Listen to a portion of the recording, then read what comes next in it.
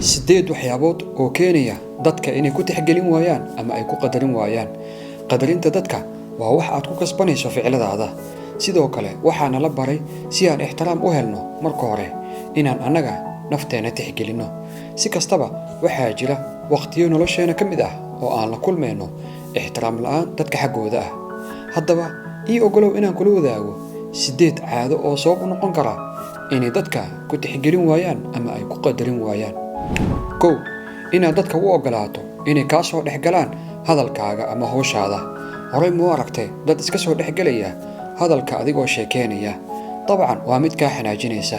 Haddii aad isku aragto inaad dadka mar walba u ogolaanayso inay kaa qasaan hadalka, waxaad halkaasi ku weynaysaa ixtiraamka ay dadka ku hayaan. Waxayna dadka ku muujin doonaan inaadan ahayn qof fikradihiisa si dhab ah u muujin kara. Xitaa haddii aad tahay qof akhlaaq leh oo ixtiraam muujinaya, waa inaad lahaataa xuduud. Dadka qaar way kaaga faa'iideysan karaan iyagoo u malaynaya inay tahay wax iska caadi ah inaan la qadarin qofka hadlaya. Waa wax iska caadi ah mararka qaar in hadalka lagaa soo dhexgalo, laakiin waa inaadan naxin oo aad sii wadato hadalkaaga, kadibna ku soo celi qofkii doonayay inuu kaa soo dhexgalo. 2. Inaad adiga dadka hadalka ka dhex gasho. Marka ay hadlayaan, ma sugtaa intuu qofka hadalka ka dhamaysanayo ka hor intaadan afkaaga kala furin. Xilliyada qaar inaad hadalka ka dhex gasho qofka hadlaya waa habka keliya ee aad hadalkiisa u joojin karto ama aad fikradaada ku sheegi karto. Si kastaba waa wax aan wanaagsanayn inaad hadalka ka dhex gasho qof hadlaya haddii aysan jirin duruuf kugu kalifaysa. 3. Inaad dadka fikirkaaga ku qasabto, sida inaad wax ka iibsanayso. Qofna ma jecla in lagu qasbo inuu wax iibsado. Dhib ma laha qofka inaad tusto badeecada aad iibinayso, laakiin inaad ku riixdo inuu kaa iibsado waxay dareensiinaysaa cadaadis. Waxaana la mid ah fikradahaaga iyo waxaad aaminsan tahay.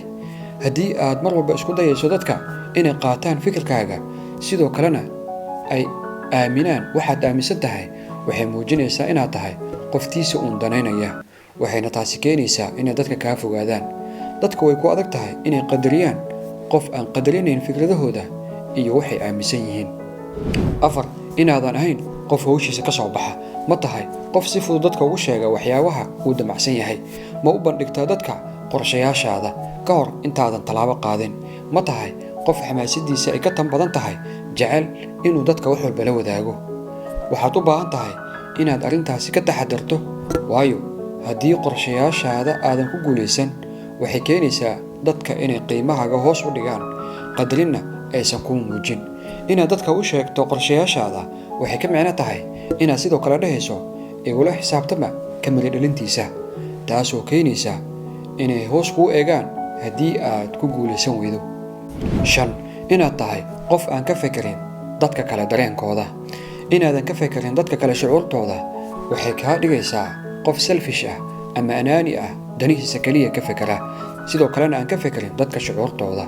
Haddii aan ku laabano tusaalihii hore, inaad dadka ka dhex gasho hadalka waxay sababaysaa inaan lagu qadarin. Dhanka kale, qofka aad hadalka ka dhex gashay wuxuu kuu arkayaa inaad tahay qof aan tixgelinin dareenka dadka kale. 6. Inaadan daacad ahayn. Ma jiro qof u dulqaadan kara been. Marka aad garanayso qof leh caadadaas, wax kasta oo afkiisa ka soo baxa waxaad u qaadanaysaa been.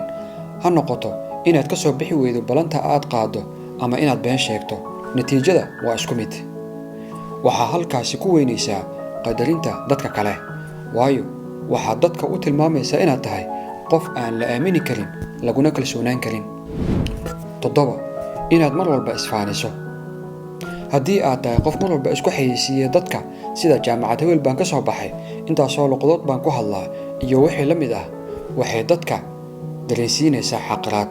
Marka uu qofka bilaabo inuu isxayeysiiyo isagoo aan la weydiin, taasoo badanaa keenta inay dadka ku qadarin waayaan. Haddii marka ugu horreysa aad qof la kulanto ugu bilowdo ka sheekaynta guulahaaga, waxay dareensiinaysaa hoos dhigid xaggiisa ah haddii aan lagu weydiin inaad ka sheekayso. 8. Dadka waxaad kula dhaqantaa keliya dantaada. Qof waliba xaq buu u leeyahay inuu ka fekero danihiisa. Si kastaba haddii aad taasi u aragto sida keliya ee aad dadka xiriir ula yeelan karto, keliya ma weynaysid dadka qadarintooda, sidoo kale waxaad weynaysaa saaxiibtinimadooda. way kala duwanaan karaan sida aad dadka ula macaamilayso, laakiin haddii la dhaqankaaga dadka keliya uu noqdo wax la xidhiidha danahaaga, ma jiri doonto cid ku ixtiraamaysa. waxaa badanaa nala baraa dadka inaan kula dhaqanno sida aan annagu jecelnahay in nagula dhaqmo. qadarintana waa la mid. xiriir wanaagsan oo dhan walba ka dhisan, waxa keliya lagu dhisi karo waxay tahay waa isqadarin iyo is-aaminaad labada dhinac ah. tixgelinta waxaan ku kasbannaa ficladeenna. haddii aan doonayno inaan dadka na tixgeliyaan, marka hore waa inaan nafteenna ixtiraamnaa. ma u malaynaysaa isqadarinta inay tahay waxa lagu dhiso xiriir wanaagsan oo waara? nagula wadaag fikirkaaga qaybta kommentiga. hana ilowin inaad subscribe tiraahdo kanaalkan, gambalaalkan aad furato si aad ula socoto mawduuca xiga. mahadsanid.